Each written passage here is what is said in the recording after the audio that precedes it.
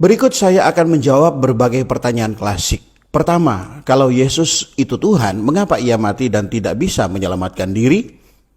Justru dia datang untuk mati, yaitu memberi dirinya menjadi tebusan kepada manusia agar manusia tidak binasa karena upah dosa yaitu maut.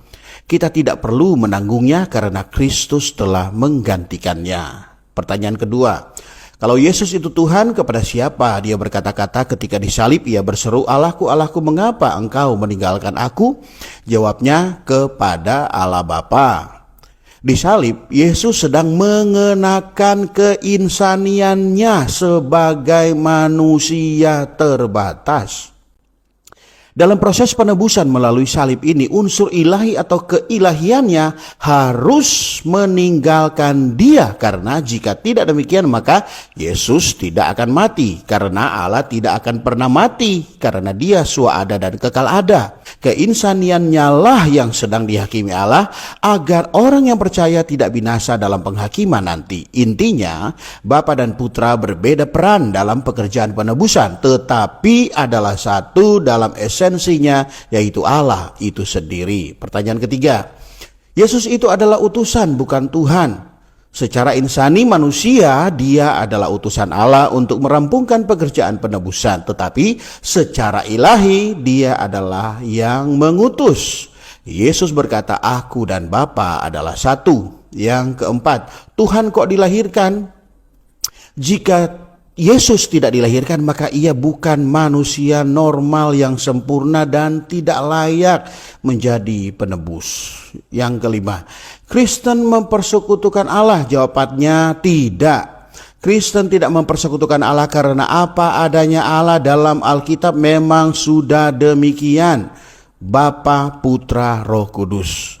Yesus Putra Allah dilahirkan bukan oleh benih manusia, melainkan oleh Roh Kudus Allah. Allah itu sendiri adalah esensi atau isi Yesus.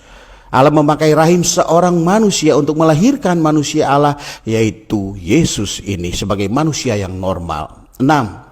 Yesus adalah Allah yang jadi manusia. Ini tidak masuk akal. Ya, tidak masuk akal dan tidak akan pernah masuk akal bagi manusia.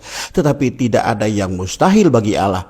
Hikmat Allah telah menyajikan kepada kita fakta ini. Yang ketujuh, harus pakai dalil dong, jangan asumsi. Semua jawaban ini adalah rangkuman dari semua dalil ayat Alkitab. Pertanyaan model begini justru yang adalah asumsi. Oke, cukup 7 contoh ini saja yang saya angkat. Poinnya adalah maksud dari semua pertanyaan ini menyiratkan apa? Yaitu bahwa orang yang tidak percaya Yesus, para penentang, selalu berusaha untuk mencampur adukan peran Yesus sebagai manusia dengan Yesus sebagai Tuhan. Ketika Yesus sedang berkata-kata untuk membuktikan bahwa ia adalah manusia yang normal, maka penentang selalu ingin agar dia tampil sebagai Allah. Mereka ingin Yesus dalam kemanusiaannya itu tidak makan minum, tidak lapar haus, tidak lelah, tidak tidur, dia maha hadir dan lain-lain.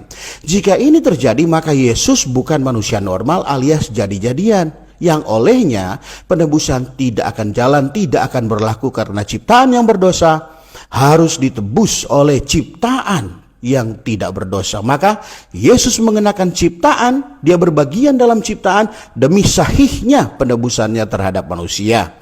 Prinsip penentang ini sama dengan prinsip iblis, yaitu ketika Yesus sedang dalam peran manusianya, iblis mau agar Yesus memamerkan keilahiannya. Iblis ingin Yesus mendemonstrasikan keilahiannya, tetapi Yesus tidak tergoda untuk menunjukkannya. Karena jika demikian maka Yesus gagal menjalankan keinsaniannya yang normal dan yang sempurna.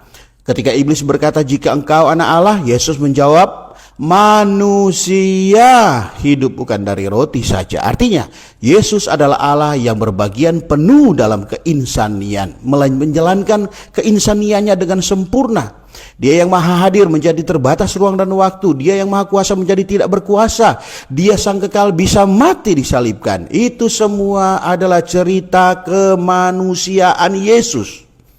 Hanya kepada murid-muridnya saja beberapa kali dipamerkan agar murid-muridnya melihat kemuliaannya yang adalah Tuhan itu sendiri. Ini keajaiban dari Allah yang tidak terjangkau akal dan otak manusia yang terbatas, tetapi adalah sebagai suatu fakta yang kita percayai. Amin.